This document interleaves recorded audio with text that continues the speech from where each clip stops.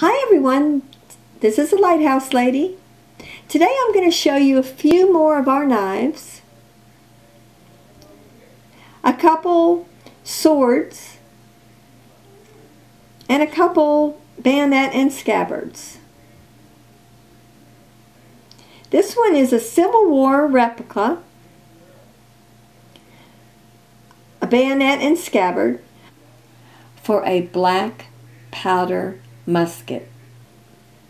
This one is a World War II bayonet and scabbard for a M1 Garand.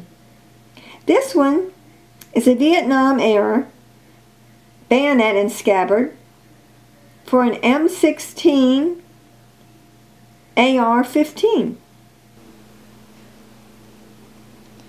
This sword was presented to my dad many years ago when he was in the Knights of Columbus.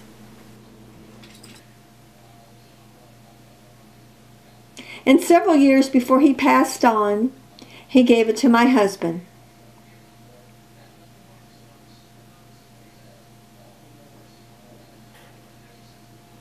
Thank you very much for watching.